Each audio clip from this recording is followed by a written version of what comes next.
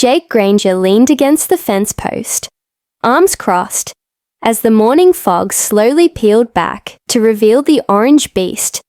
Crouched in the center of his garden, the pumpkin was a living monument, nearly 6 feet wide, ribs like a freight train, wheel, and a color so deep it practically glowed under the sun. Jake didn't just grow it, he crafted it. Daily soil checks, organic compost, filtered water, and a tarp system to shield it from the unpredictable autumn weather. This pumpkin was going to win the County Harvest Fest contest. No question about it. At least that's what he thought until the familiar sound of flip-flops and a yapping Pomeranian shattered the peace. "Morning, Jake," called a syrupy voice. Karen Hembley, president of the Cedar Glade HOA, stood on the public sidewalk just outside his fence. Her tiny dog, Sprinkles, barked furiously at the pumpkin, like it was possessed. Jake forced a polite smile. "Morning, Karen." Karen pushed her sunglasses up on her head and stared long and hard at the massive pumpkin. "That thing's remarkable," she said slowly, lips tightening into a sharp smile. "I don't remember seeing that in last month's landscaping report." "That's because I grew it in my backyard," Jake said evenly. "Nothing to report to the HOA." Karen tilted her head, feigning concern. "Are you sure it's within your property line? Sometimes fences get moved over time. You know how these things go." Jake frowned. "Pretty sure I know where my land ends, Karen." She gave him a knowing smile. "Well, let's just make sure. I'll have our HOA inspector stop by. It's important to maintain compliance. After all." Jake's gut tightened as she walked off, Sprinkles bouncing behind her like a furry alarm bell. He watched her retreating form with narrowed eyes. Something about her tone not sitting right. Karen had always been nosy, handing out petty citations for things like unauthorized lawn decor and unregistered gnomes. But this was different. This was targeted. Later that day, Jake returned from the hardware store to find something new in his yard. A thin red flag planted beside his pumpkin, marked HOA property, under review. Jake's stomach dropped. He yanked the flag out and stormed into the house, grabbing the property file his dad had given him before moving out. Inside were surveyor maps, dated county records, and even aerial photos of the lot taken every decade. He cross-referenced everything: fence lines, landmarks, even a cracked bird bath that had existed since the 80s. His pumpkin was well within his boundary. No question. So what was Karen playing at? The next morning, things escalated. Jake woke to find a glossy letter taped to his front door, stamped with the HOA's official seal. It was a violation notice for unauthorized agricultural use of common green space. A fine of $100 a day would be applied if he didn't remove the pumpkin within 72 hours. "What the hell?" Jake muttered, rereading the absurd letter. Just then, his phone buzzed. A message from his neighbor, Edna. "Karen's telling people that's her pumpkin. She says it was part of the HOA beautification project." "What's going on, Jake?" Jake stood in his driveway, stunned. A chill crept up his spine.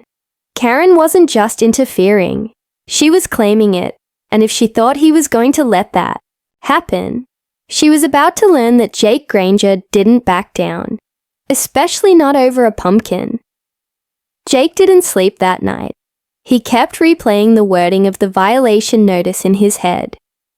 Common green space. What common green? Space? His pumpkin had been planted on the same stretch of backyard his family had used for decades. He'd mowed it, he'd fenced it, and more than that, he'd grown life into it. Now Karen wanted to pretend it was hers. By sunrise, Jake had already pulled out a faded file folder from his grandfather's old cabinet. The property plat map. Boundaries were etched in aging ink. along with detailed notes in Grandpa Frank's handwriting. Granger land from here to Stonewell. Fence line reinforced 1996. Jake walked the entire perimeter. His boots crunched over fallen leaves as he stepped off the footage just to be sure. When he reached the old stone well, a mossy, forgotten landmark barely visible under vines, he smiled. The pumpkin was more than 6 feet inside their property line, and yet, by the time he returned to his driveway, a black SUV was idling in front of his house. Out stepped a man in a blue HOA windbreaker, clipboard in hand. "You Jake Granger?" he asked, eyes already scanning the yard. "That's me." "You with the HOA?" Jake folded his arms. "Inspection," the man replied. "Per request by President Hembley." "Karen sent you?" Jake said. "This is a joke, right?" The inspector didn't smile. According to recent mapping data submitted to the HOA, that portion of land may qualify as a shared beautification zone. Any growth in that space is subject to board review. Jake stared at him in disbelief. "That's my backyard. It's been in my family since the 70s. The man just took notes. Later that afternoon, Jake's doorbell rang again. This time it was Karen, holding a glossy pamphlet with Fall Harvest HOA showcase. Printed in bold orange letters, "I'm featuring the pumpkin in the event next weekend," she announced proudly. "I knew you wouldn't mind." Jake blinked. "What?" Karen gestured at the yard like she already owned it. "You should be thrilled, Jake. This'll put Cedar Glade on the map. I've even entered it into the regional contest on behalf of the HOA. You what?" Jake's voice rose. "That pumpkin doesn't belong to the HOA. It belongs to me, and you're not putting it anywhere." Karen's face darkened for just a second. Then she smiled sweetly again. "We'll let the board decide. I've already submitted a photo and location certificate." Jake slammed the door. By evening, word had spread through the neighborhood like wildfire. Texts poured in from neighbors. "Thought you grew that pumpkin? Karen says the HOA paid for the seeds. Is it true she's entering it under her name?" Jake was furious and confused. How could she back up this claim? There was no HOA funding, no shared land. It was his. But things got even stranger when he found the map in his mailbox. It was a high-resolution printout of the neighborhood's layout with one key difference. The rear property line of Jake's yard had been shifted. By at least 10 feet, the pumpkin now appeared outside his official boundary. Jake flipped it over. In red ink, it was labeled, "Finalized HOA parcel map. Verified. No initials. No signature." Just a single sticky note attached. "Let's keep this neighborly, shall we?" Jake stared at the map, anger boiling in his chest. It wasn't just about the pumpkin anymore. Karen was rewriting boundaries, and this time, she was trying to rewrite his. Jake woke the next morning to the sound of drilling, metal on wood, rhythmic and fast. He threw on a flannel and rushed outside. 3 new signs had been hammered into the ground along the back edge of his yard, all in bold black lettering. Notice: this land is managed under HOA jurisdiction. Unauthorized plantings subject to removal. A 4th sign pointed directly at the pumpkin. Pending beautification reallocation. HOA committee review in progress. Standing beside the signs was a familiar figure in a pantsuit. Karen, clipboard in hand, casually sipping from a pumpkin spice thermos, like she hadn't just declared war. "What the hell are you doing, Karen?" Jake snapped. "Marking boundaries," she said cheerfully. "You didn't respond to our notice, so the board had no choice. I did respond. By tearing up your flag and showing you a legal map of my property," he growled. Karen stepped closer, lowering her voice to a purr. "Jake, you're letting your emotions get in the way. This is bigger than your garden. Think of the community. Think of how proud we'd all be to have a winning pumpkin under our HOA's name. Jake clenched his jaw. You mean your name? She smiled.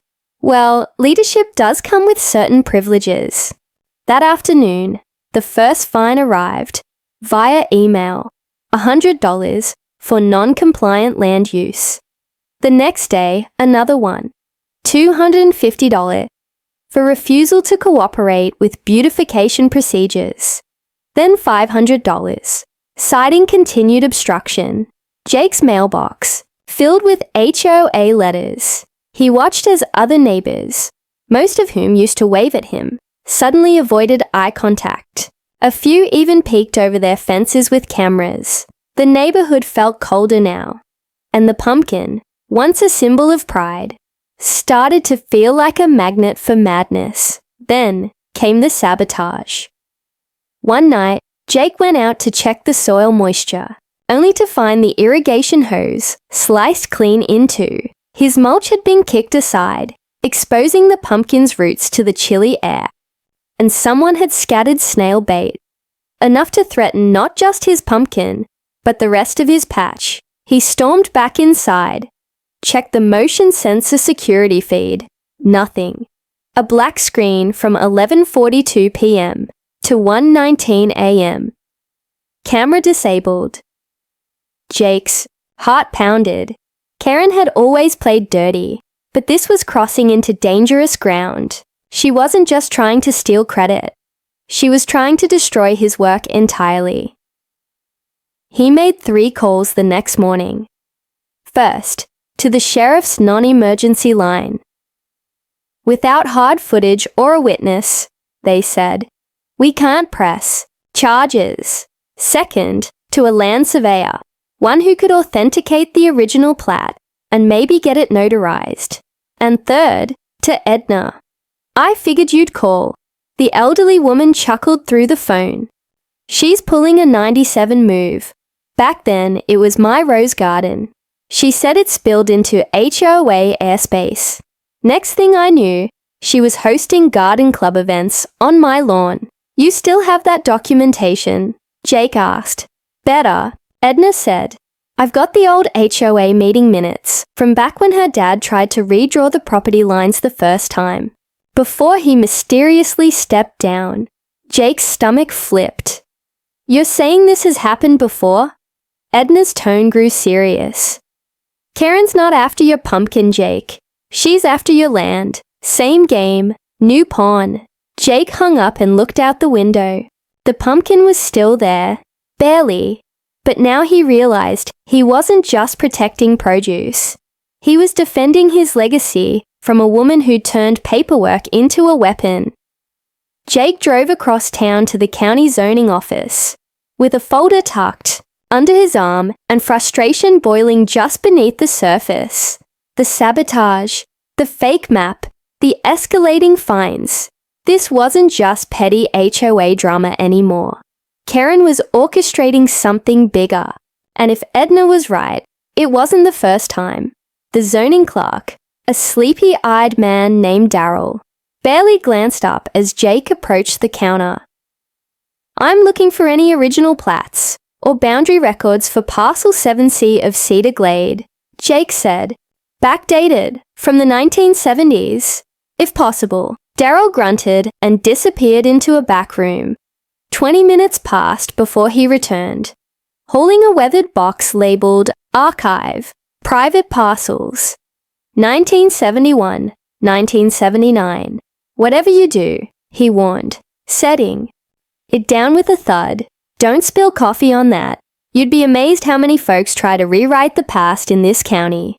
Jake combed through brittle pages and microfilm records until he found it.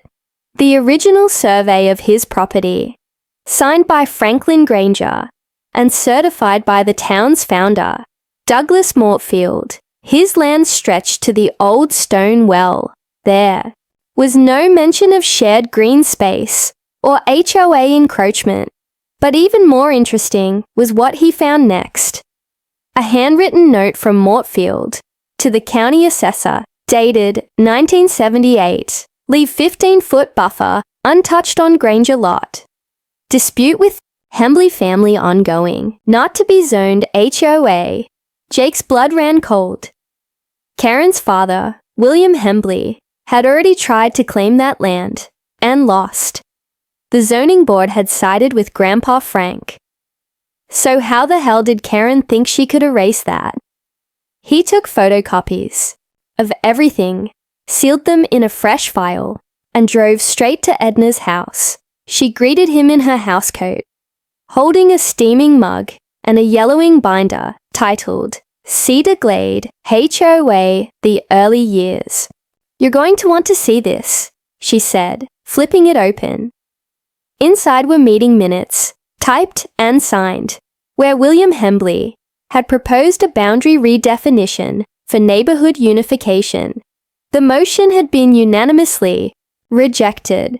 Karen's father had even been issued a warning for attempting to redraw landlines without consent. "She's finishing what her daddy started," Edna said grimly. "And this pumpkin of yours? That's just the excuse she needed." Jake sat back, letting the weight of it sink in. This wasn't about produce. It was about power. Karen wanted to establish precedent by claiming his land as common space. If she succeeded, even partially, the HOA could do it again and again, house by house, inch by inch. But Jake had something Karen didn't. History. In ink. With stamps and signatures, and a plan was forming. That night, he returned home and looked out over the dark garden. He had just finished securing new cameras when his phone buzzed. It was a text from an unknown number. "If you're smart, you'll roll that pumpkin to the curb and forget it ever existed. Some roots grow too deep." Attached was a photo, his backyard, taken within the hour. Jake stepped outside, flashlight in hand, sweeping the yard in silence. Whoever sent that message had been close. Too close. He didn't know how far Karen was willing to go, but he was starting to believe she'd do anything to bury the truth, even if she had to bury him with it. Jake didn't sleep again, not because of fear, but because of resolve. At dawn, he stood by the pumpkin like a sentry, a thermos of black coffee in one hand, a printed banner in the other. With a hammer and zip ties, he fixed it to the fence. Private property. Verified by county records. Trespassers will be prosecuted. Beneath it, he stapled 2 laminated maps, the 1978 survey and the current satellite view. Both showed the same truth. The pumpkin sat squarely in his yard, his land. Karen wasn't going to gaslight the neighborhood any longer. By noon, curious neighbors passed by and paused, reading the banner and inspecting the maps. Edna even came by with lawn chairs and lemonade. "I haven't seen this much drama since the HOA tried to ban wind chimes," she said, sipping with a grin. But the calm didn't last long. Karen pulled up in her white SUV, engine revving a little too loud, parking crooked right in front of Jake's mailbox. She got out, sunglasses gleaming, and stared at the banner like it personally insulted her ancestors. "You're inciting conflict," she snapped, publicly undermining HOA authority. "That's a separate violation." Jake didn't flinch. "And you've been fraudulently redrawing property lines." Karen stepped closer, voice lowering. "I warned you, Jake. This could have been simple. That pumpkin could have represented all of us." "No, Karen. You just want your name in the paper." She smiled, but this time it didn't reach her eyes. "Fine, we'll escalate it." That afternoon, Jake received an email from the HOA's legal liaison. The subject line was chilling. Notice of imminent seizure. Encroaching agricultural mass on HOA property. The letter claimed the HOA was filing to take possession of the pumpkin under emergency beautification enforcement, citing the plant's intrusive nature and uncooperative resident behavior. They'd given him 24 hours to comply or risk property lien action. Jake forwarded the letter to his attorney, then texted Edna, "Need witnesses tomorrow morning. Early. Bring chairs and cameras." Edna responded, "I'll bring cookies too." The next morning, at exactly 7 a.m., 2 HOA trucks arrived. One carried landscaping equipment. The other had a trailer, large enough to hold a massive pumpkin. Jake stood in his yard, arms crossed. Behind him were Edna, her niece, the Jenkins, twins, and 2 more neighbors, with phones out, recording everything. A local reporter from the Town Gazette had even shown up, tipped off by Edna, who promised HOA tyranny and scandal in one juicy gourd story. Karen climbed out of the truck in a beige pantsuit, smug as ever. She pointed at the pumpkin, like a general leading troops into battle. "That's the one," she said. "Proceed with removal." 2 landscapers hesitated. Jake stepped forward. "You touch it, and you're trespassing." Karen raised a sheet of paper. "This says we're within our rights." Jake held up his own file. Larger, heavier, with multiple tabs. "This says you're violating zoning law, historic boundary records, and about 4 state statutes." Karen scoffed. "You'll lose in court." Jake smiled. "I'm not going to court. You are." The reporter stepped forward, recorder blinking red. "Ms. Hembley, care to comment on the falsified parcel maps and the attempted seizure of a resident's private agricultural property?"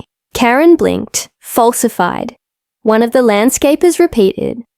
Jake's lawyer, who had just arrived, handed Karen a cease and desist order.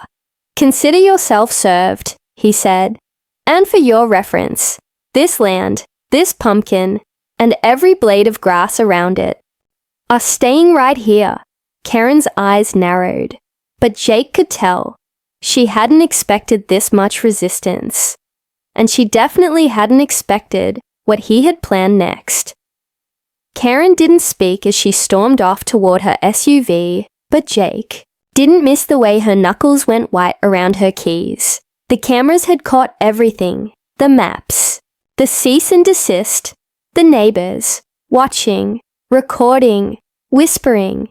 What was once just a neighborhood spat had turned into a full-on HOA scandal, and the real sting, Karen wasn't in control of the narrative anymore. Edna clapped Jake on the back.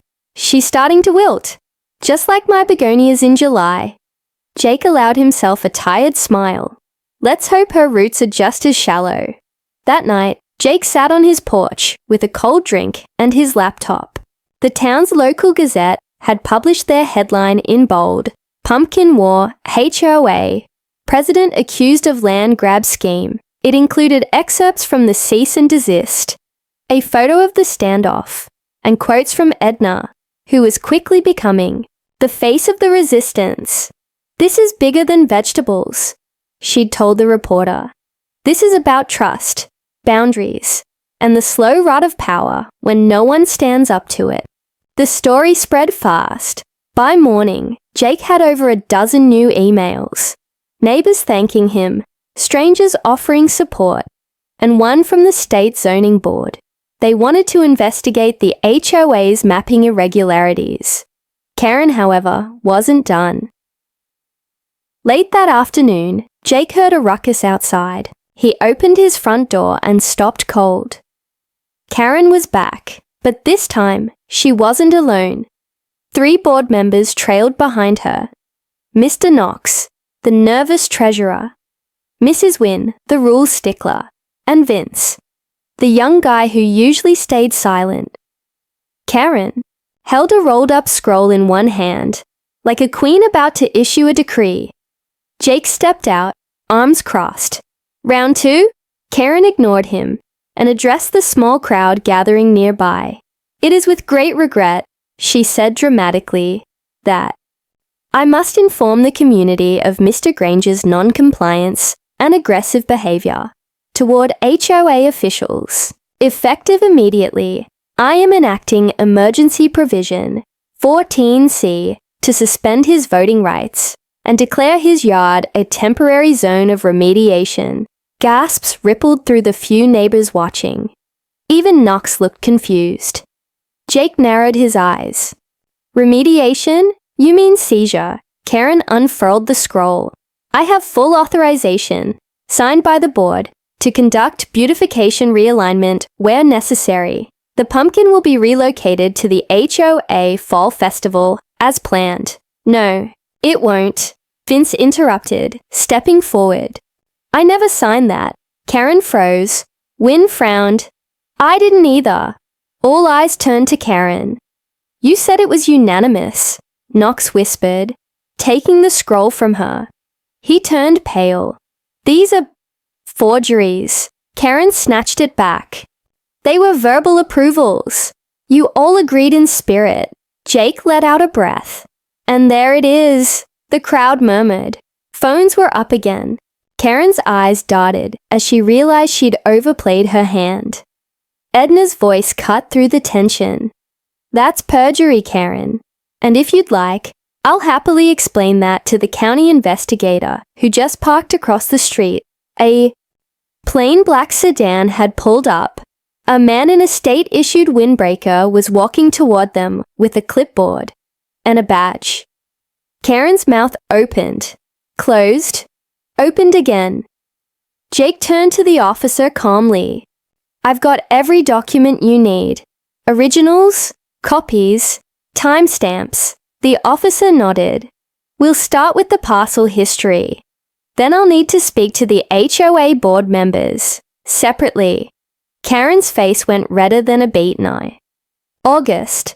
For the first time since this whole mess began, Jake saw something he never thought he'd witness on her face. Fear. Karen was escorted to the back porch of her house by the zoning investigator, clipboard in hand, while the remaining board members sat on folding chairs in Jake's yard. Under Edna's supervision, she brought snacks. Again, the neighborhood had unofficially gathered. People brought lawn chairs, coffee, even donuts. Someone called it Pumpkin Court. Another brought a sign that said, Don't gourd there, Karen. But the laughs died down quickly when the investigator stepped forward with a statement. Preliminary review of documents confirms property boundary violations, unauthorized HOA action, and falsification of board approval documents, he said. Plainly, we're forwarding this to the county attorney. Karen burst out of her house then, wild-eyed. This is a conspiracy. He planted fake records. The investigator didn't even look up from his clipboard. Records are verified through county microfilm from 1978. Notarized. You can challenge them in court if you're willing to risk perjury. Karen looked like a pot about to boil over, but no one came to her defense. Not even her own board. Mrs. Wynne was shaking her head. I told her not to go this far. Knox looked nauseous. She said it was just about the festival. Said it'd bring good press. Vince rubbed his temples. She wanted the pumpkin for the HOA calendar. But it was never just about the pumpkin. She kept saying we needed to reclaim the greenbelt. She was rewriting maps behind our backs. It all began to make sense. Karen hadn't been acting alone, but she'd gone rogue with old ambitions inherited from her father. Jake stepped forward, holding up a folder. This contains the letter from 1978 that legally excluded my yard from the HOA zone, the survey, maps, and the complaint I'm submitting, backed by half the neighborhood. The investigator accepted the folder. We'll also be opening a review of HOA election procedures, fund usage, and boundary enforcement over the last 10 years. Karen froze. You can't do that, she whispered. I can, the investigator replied. And I am. Jake turned to the neighbors. Everyone here has dealt with Karen's overreach. Fines for patio furniture. Warnings over mailbox paint. notices for bird feeders, and tomato plants. This ends now. Applause broke out. Even the Jenkins twins clapped, one of them wiping away tears. Jake didn't expect what happened next. Edna stood up and said, "I motion for a special vote to remove Karen Hembley from her position as HOA president, effective immediately." "I second it," Vince added without hesitation. The neighbors cheered. Knox raised his hand. So did Wynne. Then a dozen more. Karen stood frozen, alone, while her crown cracked and crumbled in front of the people she used to rule. "I made this neighborhood what it is," she shouted. "No," Edna said calmly, walking to the center. "We made this neighborhood. You tried to own it. The vote passed in minutes. Karen's name was struck from the roster.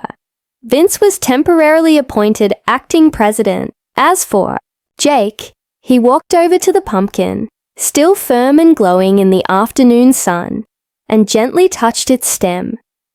It had survived sabotage, lies, and cold nights. Now it stood as the symbol of something more. How one person, refusing to back down, could unravel an entire legacy of control. The investigator turned to Jake one last time. "One question," he asked. "What's this pumpkin's name?" Jake grinned. "Justice." 3 weeks later, the pumpkin sat triumphantly on a raised wooden platform in Jake's front yard, surrounded by bales of hay, fairy lights, and hand-painted signs that read, "Pumpkin, Justice, Grown Free." This land is planted, not stolen. Kids from across Cedar Glade came by to take photos with it. Parents laughed and shared stories about the great HOA overthrow. And for the first time in a long time, the neighborhood felt like a community again. Jake became something of a local celebrity. Reporters called. Gardening magazines emailed. A podcast even reached out for an interview. And Karen, gone. She vanished from Cedar Glade the day after the county filed formal charges. Falsification of HOA documents, unlawful attempts at property seizure, misuse of HOA funds, and intimidation. She was last seen loading her SUV with plastic tubs, labeled holiday decor, and board minutes, "Do not open."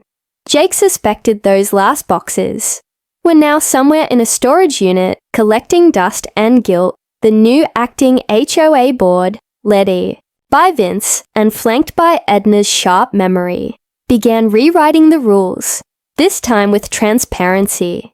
Fines were paused, fences were respected. The neighborhood newsletter added a community garden spotlight section. And yes, Jake's pumpkin was on the first cover, but just when things seemed settled, something strange happened. Jake came home one evening to find an unmarked envelope taped to his front door. Inside was a single photo. It was old, sepia-toned, maybe from the 60s or 70s. In it, a man stood proudly beside a colossal pumpkin, in the exact same spot where Jake's now sat. Behind him, a blurry figure could just barely be made out, watching from the shadows of the trees. The man bore a striking resemblance to Jake's grandfather, Frank Granger. Scrawled in ink on the back of the photo were the words, "The soil remembers. Some seeds were never meant to be buried." Jake stared at the image, unsettled. The timing was too strange. The phrasing, cryptic. He called Edna, who came over in a hurry. She took one look and paled. "That's Mortfield land in the background," she whispered. That would have been before the HOA even existed. Before the boundary lines, Jake nodded slowly. So whoever took this knew something. They sent the photo to a local historian who confirmed it. Frank Granger had won a regional growing contest in 1967, but the pumpkin mysteriously disappeared the night before the judging. There was never a culprit. That year, William Hembley's name appeared on the winner's plaque instead. Jake's heart thudded. He stole it. Edna's jaw tightened, and Karen tried to finish the theft her father started. But the pumpkin had returned. Or maybe, Jake thought, it never really left. On Halloween night, the whole neighborhood gathered for a festival around justice. There were lights, music, cider, and laughter. Kids wore costumes, and adults raised toasts to the fall of HOA tyranny. Jake stood off to the side, watching it all, when a small boy ran up to him, tugging his sleeve. "Hey, mister," the boy asked. "How'd you grow it so big?" Jake knelt down with a grin. "With a little water and a lot of truth." Later that night, as the last guest left and the music faded, Jake turned off the porch lights and walked past the pumpkin one last time. A cool breeze swept the yard. From the edge of the woods, something rustled. Jake paused, but there was nothing there. Just wind, trees, and old roots twisting deep beneath his land.